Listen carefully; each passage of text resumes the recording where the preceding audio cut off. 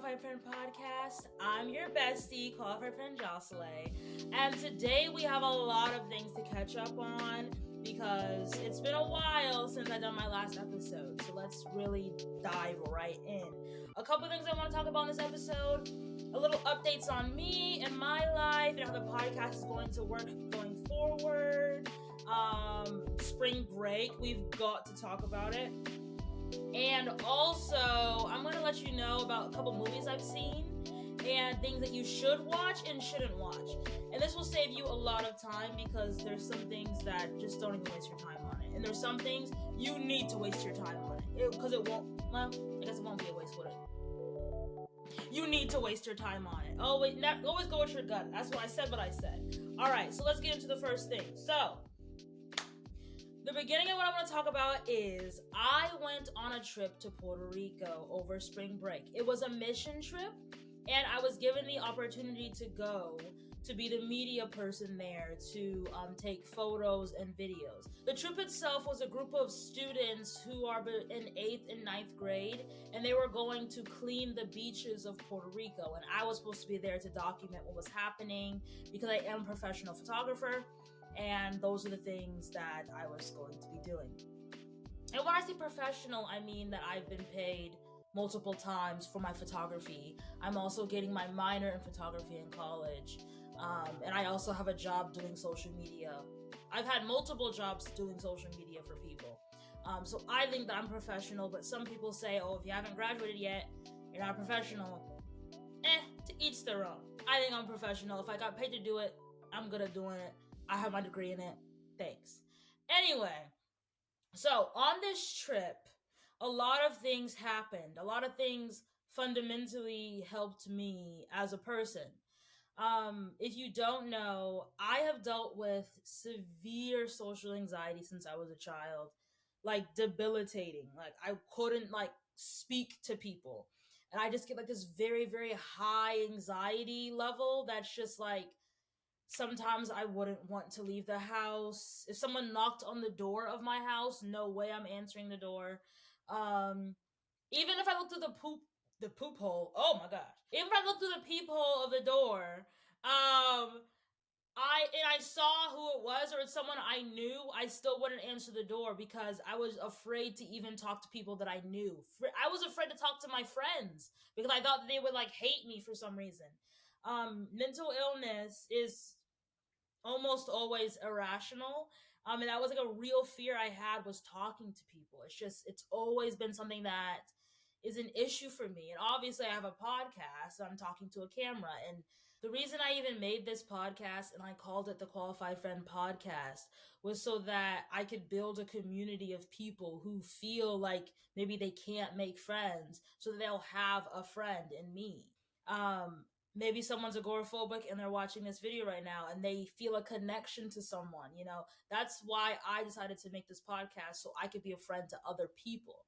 But I do know for myself personally is that I need to push myself to meet more people, see more things, connect more with others, because that's always been something that I've had an issue with. It's always been something I've struggled with, is not keeping the connections, because once I connect with a person, I'm usually very with them for life.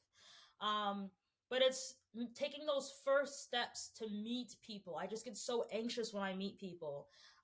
So that is something that I've been trying to work on. So I'm taking a class right now, my last semester of college, which the point of the assignment was to do something called subcultural tourism. And this is basically where you do something you don't usually like doing and you immerse yourself into that element or thing to see what it's like, to see if you can get better at it. So I decided to immerse myself in the culture of meeting new people and finding a way to do that well. And I did this going to Puerto Rico. So my mother is a superintendent at her job. She's worked in education her entire life. And for this mission trip, obviously my mom is someone who, if you work in education, you're constantly meeting teachers, principals, students, parents. Her entire job is meeting people, getting to know people quickly, in creating those relationships. So for me, I wanted to kind of be under her wing and see how she goes about doing those things and meeting people and, meeting people where they are. So on this trip to go Puerto Rico, instant culture shock before we even left the airport, because getting to the airport, I'm surrounded by 50 eighth and ninth graders and their parents. A lot of parents came to the trip as well. So I'm having to meet these people and instantly having to talk to them, make connections. It's a lot of people at the same time where like everyone's like, "Oh, this is my mom's like, this is my daughter Jocelyn," and I'm just kind of like, "Hi." Like it was very much like I had to immediately like meet the kids, learn their names, because the mission trip was a week long in Puerto Rico. So I had to meet these people and do all these things. And then obviously when we got to Puerto Rico, we stayed at a campground where obviously there's people there. There's the kitchen staff who volunteered to cook food for us that week. There was pastors. There was all these people that like I had to get to know immediately, and also there was like a language barrier because they were speaking Spanish and I don't speak Spanish fluently. So it was a lot of, it was kind of overstimulating meeting all these people like instantly. But what I want to mention the most about that journey is there was someone I met named Doug. Okay. And Doug, I don't know how I could describe him. So Doug is like this he's a white male, he's like 6'2". He had like a cut off t-shirt, sunglasses, a bandana kind of thing, hair back, like he just seemed, and he was like very like kind of tan, and he just seems like a very big guy. Like this is like not the type of person that I would probably like approach for any reason, because like, I already have social anxiety. I'm not gonna walk up to someone who he didn't look scary, but it's like I would most likely talk to someone who's more docile, who I'm like, okay, well they're, I could probably talk to them. Or they're like this kind of really big dude, walking down the beach like this. Like, so it was very interesting. But like that's the type of guy like I wouldn't naturally talk to, right? But here's the situation. So there was an iguana on the beach. And I think iguanas are cool looking. And this iguana had these beautiful, bright greenish hazel eyes. And I was like, I gotta get a picture of this iguana because I actually really like nature photography, especially animal photography. So I was like, I gotta get a picture of this iguana. So I'm literally with my camera chasing this iguana, and I'm just like, I gotta get a picture. And the thing about animal photography is you gotta be quick because the animal's going about their day. You gotta go. So I'm taking these pictures, and I'm getting kind of close to it, but anytime I get like it in focus, the iguana's like running away, etc., etc. Like I got a couple good shots, but nothing that like substantial. Like I didn't get like the shot that I wanted, and I really was like, oh, I just want to take a picture of the iguana's eye, but it keeps moving. And while I'm taking pictures on the beach, I see Doug walking down the beach on the other side, and then he's just like, you gotta catch the iguana, you gotta catch it. And I was like, who is this guy talking to me? But I was like, no, I'm not gonna catch the iguana. And he's like, I bet you could. And I was like, who? I was like, no, I mean, I'm not much of an animal wrangler kind of thing. I don't think I could. So I just keep kind of like taking pictures, focusing on taking pictures. And he's like, "You want me to catch it for you?" And I'm just like baffled. Like, why is this guy bothering me? But I'm just like, he was being nice enough, and I was like, I made sure I did not tell him to catch the iguana because first of all, I'm a person of I don't like messing with wildlife. Like if I'm documenting something, I don't like to change what I'm documenting unless it's like an actual stylized photo shoot. So I was not gonna tell him to touch the iguana. I was just like, oh, it's okay. But upon his own fruition, he decided I'm gonna catch the iguana, and I was like, if you catch it, I'll take a picture of it. But like, I'm not telling you to. I made very clear, I'm not telling you to touch this iguana, sir. You don't need to do that. But like he literally, and I'm just like, there's no way he's gonna catch the iguana. Like, are you kidding? But then I'll tell you what, he caught that dang iguana. I literally saw he was like moving up to it, and then he like scooped it up like this, and he was holding it, and he was like, "Ah, come on, take a picture." And I was like, "Okay." And it was me and a couple there was a couple other students who were also interested in the iguana. So like it was me and like two or three other of the eighth and ninth graders and someone's mom. We all went or like circled around the iguana and dug. And I'm just like trying to get a good picture, and I'm taking pictures of the eyeball, and like because of this, I was able to get a really, really nice close up picture of this iguana's eyeball. And if you want to see that photo, follow me on the Qualified Friend Podcast Instagram page, and you can see the photo there. But it was so, I don't know, it's such an interesting moment because it's like I don't know. It's like if I would not have like gone out of my way, or not going out of my way, but like if I wasn't like open and receptive to talking to someone, and I was able to meet Doug and talk to Doug, I would have never gotten this amazing photo of this iguana's eyeball. And it really was me putting myself out of my comfort zone and taking that step to talk to him. And he was willing to literally be an animal wrangler for me and help me take that picture of the iguana's eyeball. So I feel like that's like kind of a life lesson that I've learned. It's like maybe I should talk to more people and meet more people because something beautiful came out of it. A beautiful photo came out of that. And I just want to be clear, the iguana is fine. Me and Doug, we kept talking for a little bit. Honestly, he was wrangling iguanas. I was like, "Are you from Florida?" And kind of cheeky. And he was like, "Actually, I'm from New York." And I was like, "Really?" And I'm like, "I'm from Massachusetts," kind of thing. And we found commonalities. Like we're both, from that northern New England area. So that was really cool. And he safely let the iguana go. I saw the iguana leave. It was walking perfectly fine. He did not hurt the iguana in any way, shape, or form. And he actually told me is like he comes to Puerto Rico like every year on vacation. He actually has wrangled iguanas before. Like he's just really good at catching them, I guess. And he said he kept an iguana. It was a female iguana, and he kept this iguana for like months, like at his house when he was like younger. And he would like let it like sit on his lap while he was watching TV. And I just have this weird picture in my head of Doug and this iguana just chilling on the couch, just vibing. So I just like it's like when you go out of your way and you meet people, there's so many stories you can find. Like I would have never thought of Doug the iguana guy. Like I would have never met him for any other reason if I wasn't a photographer, if he wasn't himself. And then together these kind of like weird star-crossed friends, we took a great photo together. So yeah, I'm just really excited about that. And again, if you want to see that picture, it's on my Instagram account, Call for Friend Podcast. But yeah, I'm just really glad that I had that experience, and the Puerto Rico trip went great.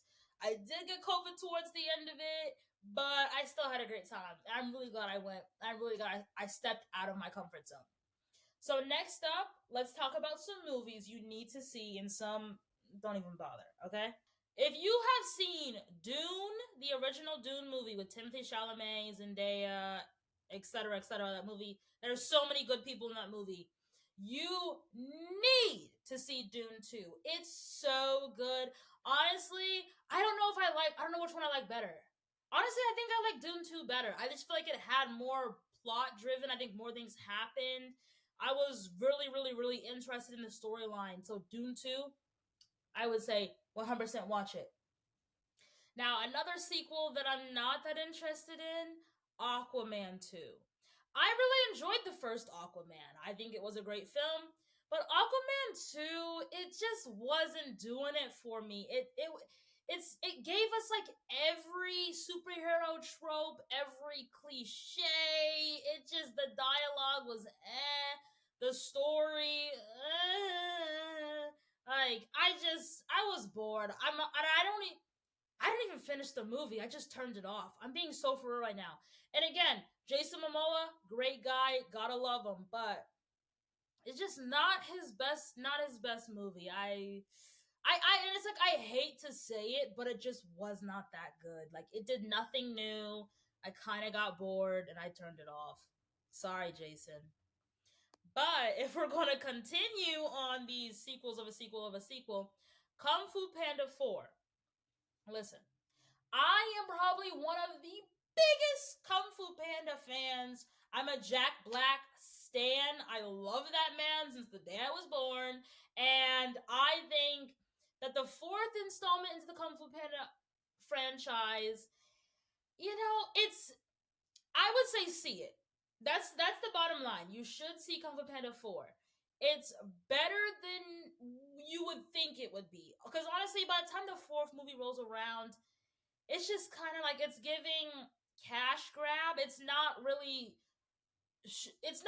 progressing the story. You know what I mean? Like Toy Story 4, what was the purpose of that? Nothing really new happened. But I will say Kung Fu Panda 4, I did laugh. There was some cool fight scenes, and I think it was a decent enough story with an interesting enough villain that I was like, yeah, watch it again. But that being said, again, it's the fourth movie. The Kung Fu Panda trilogy is near perfection, and then to have a fourth movie, it's like perfection, and then like it's just kind of the extra piece. I don't think it was necessary, but I would say if you like Kung Fu Panda, you'll like the movie. Sure, you're not gonna love it, but it's good. I would say it's good. I mean, it's Jack Black. He can't fail. So I would say, sure, go see Kung Fu Panda 4 if you want to see it. Sure, Kung Fu Panda 4. All right, now going for Netflix, the movie Damsel with Millie Bobby Brown as the lead. This movie was interesting enough to me. I think it had a good concept of, she's like, she's not a damsel in distress. She's telling her own story. That's an interesting concept. I think the execution was okay. There are some weird parts. There are some plot holes. Like, okay, no, she would have been dead by now. She would have been dead. There's no way. Like, hello. So there's some parts, and there's also this one like dream sequence that is not explained, like at all. But I would say as movies go, I mean, I might have to say if maybe no, don't see Damsel. Like I love Millie Bobby Brown, but like this was not her best work. Like girl, I'd rather watch Enola Holmes than I would watch Damsel if I'm being honest. I said what I said.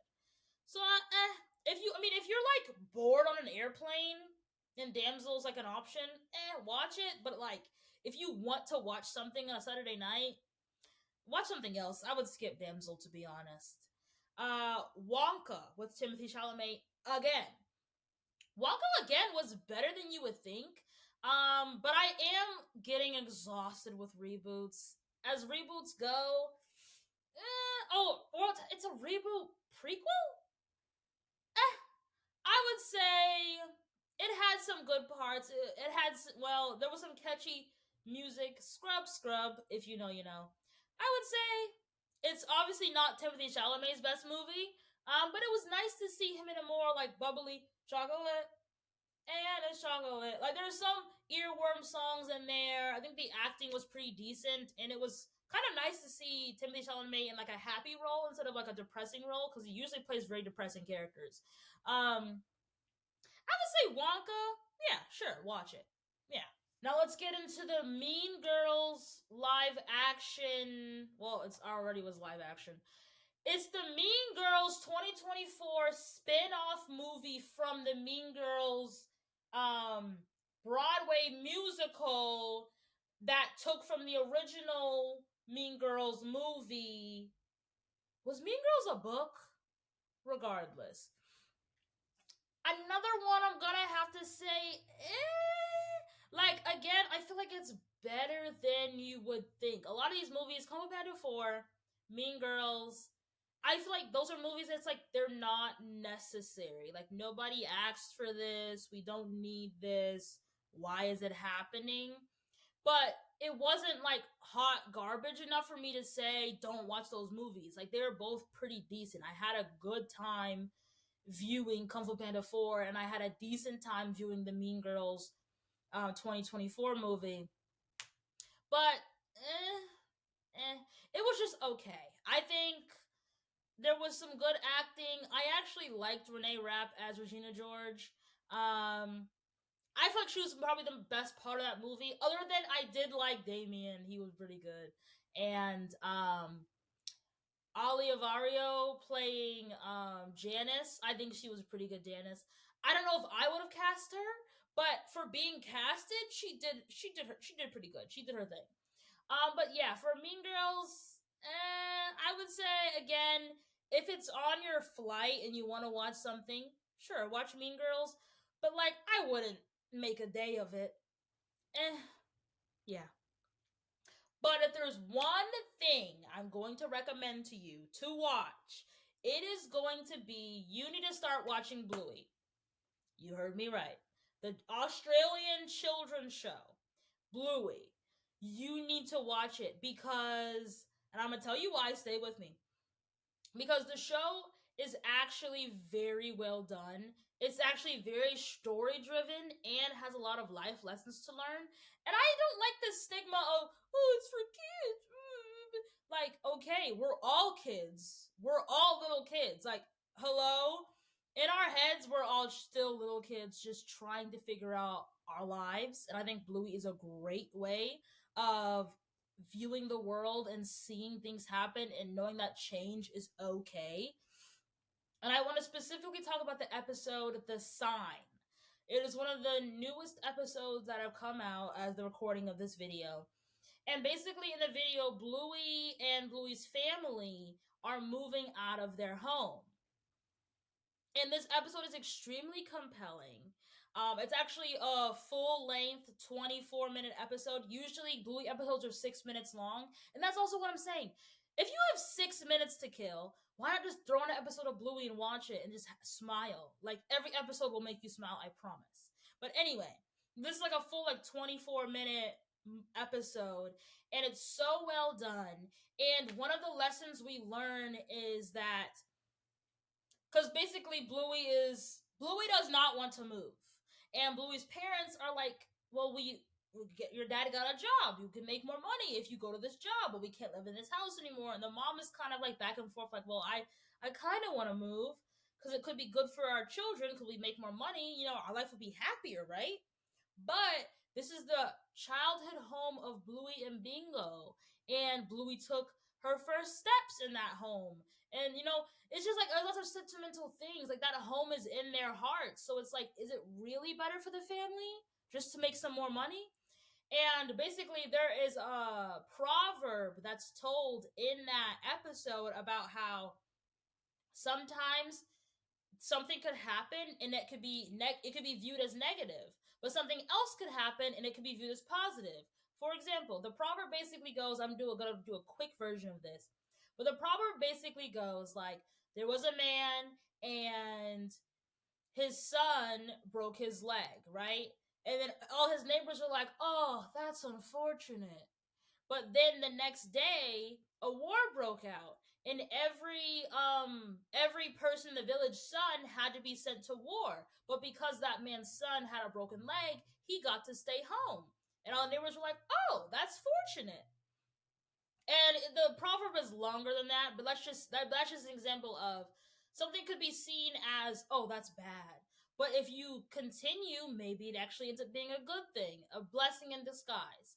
And one of the biggest things of the episode was in that proverb, the man who had good things or bad things happen, and the neighbors would say, oh, that's so bad, I'm so sorry. He would say, we'll see.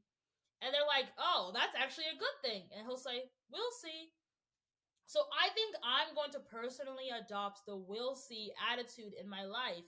And I have a direct parallel to this because listen. So today, literally today, I lost my AirPod case, right?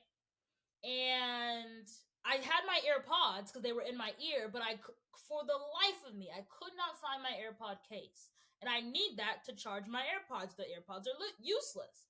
So I have my AirPods, don't have my AirPod case. And I was like, well, this is kind of sad. But then I remembered the episode of Bluey, and I was like, well, we'll see.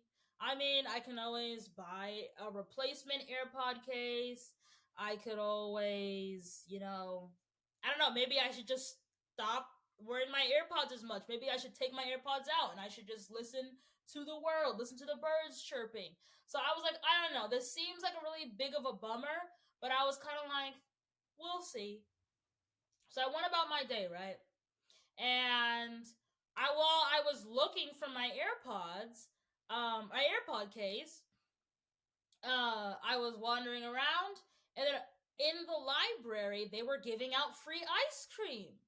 So if I wasn't looking for my AirPods, I would have never gotten free ice cream, right? So that's a good thing. But then I was like, we'll see. I don't know. The ice cream's good, but I might have diarrhea later. I don't know.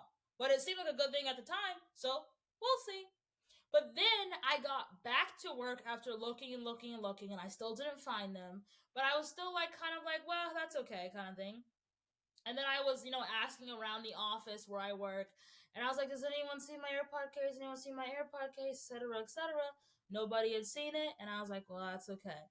We'll see."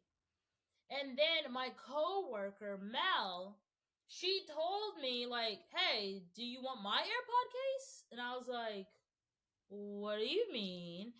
And she was like, "Well, I lost my AirPods. So all I have is this case. So I don't need the case. I don't have my AirPods. I lost my AirPods like a month or so ago. So, and I don't know where they are. So. So I'm just like, isn't that crazy? Like, she would offer me her AirPod case, but that's a crazy thing. It's like, I have AirPods, but I don't have a case. She has a case, but doesn't have AirPods. So she gave me her case. And I'm so grateful to Mel for giving me her AirPod case so I don't have to pay for a replacement. And my AirPods connected to it. And it was so fortunate because there's different types of AirPods. I have the AirPod Pros, third generation.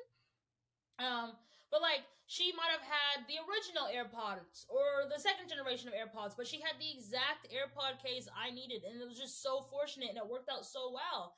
And I'm seeing this as a blessing. But like, we'll see. I think it's great. But now I'm really, really hoping that I hope that maybe Mel will find her AirPods, and I would absolutely give her her case back if she ever wanted it. I don't want her to buy another AirPod case if she like, because I'm the one who lost the AirPod case, so I would give her back her AirPod case if she ever asked for it back. I would never be like, oh, it's my case now. Like, she could have the charging case back if she finds her AirPods 100%, drop of a hat. It's hers. But maybe, I don't know, maybe she'll get AirPods as a birthday gift or something, and that'll be great. I really hope that Mel's kindness to me is, brought back to her. I hope it becomes a cycle of kindness and doing things for people. So I don't know. I just really hope that something comes out of her giving me that AirPod case, because that was a really, really sweet thing to do, and she did not have to do that. So I'm eternally grateful to her, and I hope that I made that clear, because I was like, thank you, thank you, thank you. Like, I was profusely thanking her, like, again and again, and I will continue to do so. But yeah, that was just a really, really nice thing. I just wanted to share that love.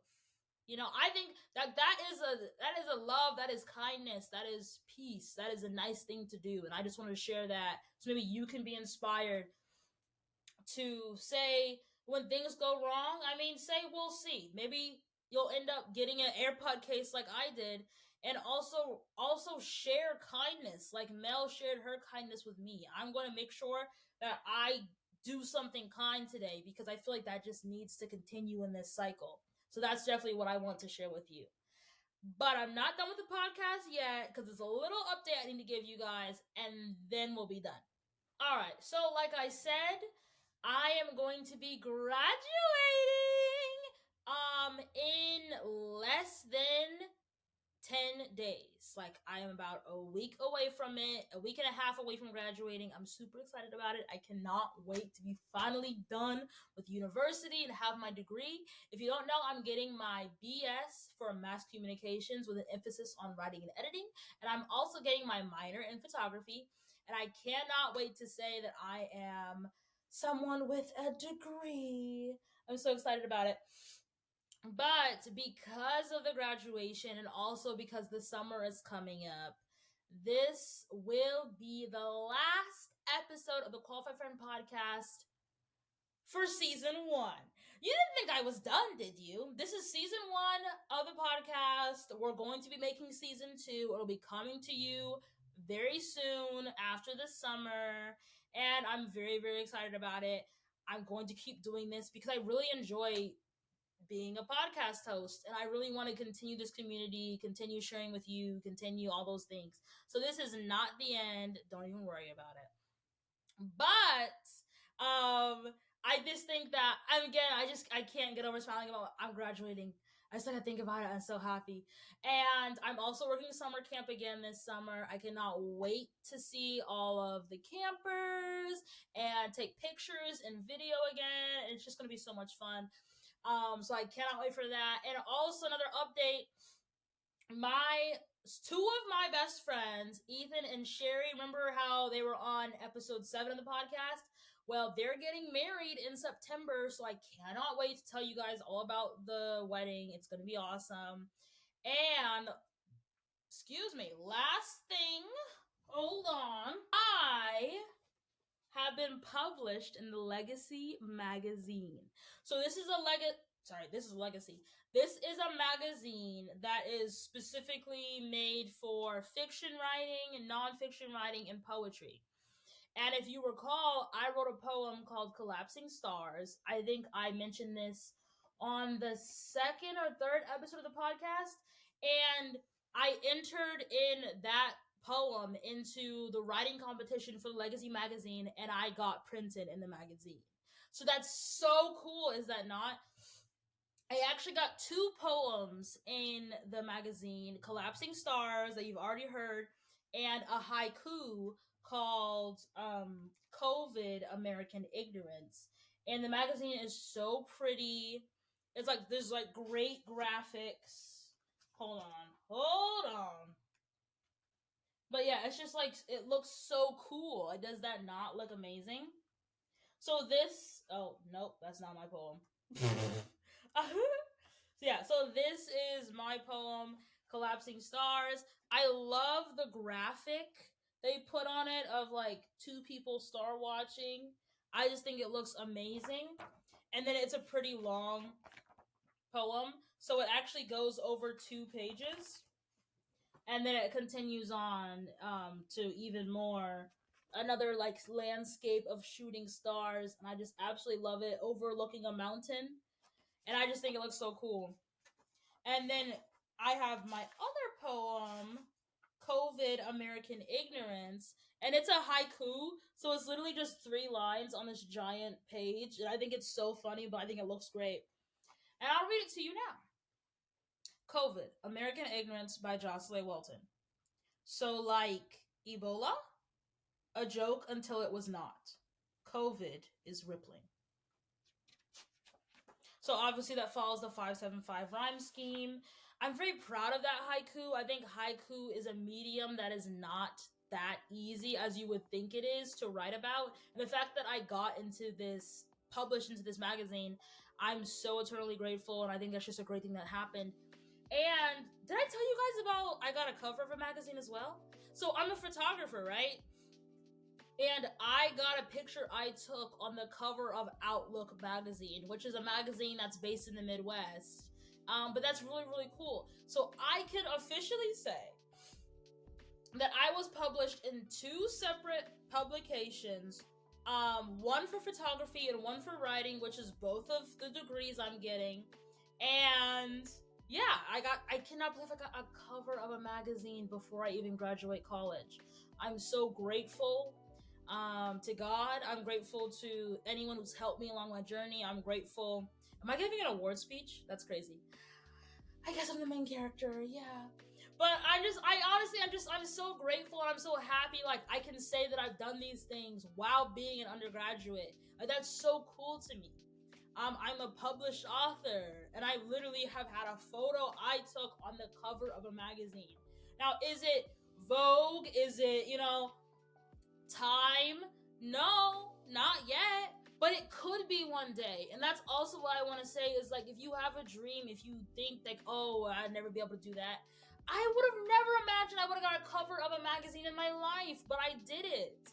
So never give up, always keep trying, and dream big, baby, because you could do it. Who knows? Anyway, I would like to wrap this up by saying this is season 1, and there will be a season 2. Thank you for listening, my qualified friends. I love you all so much, and stay forklift certified. Bye!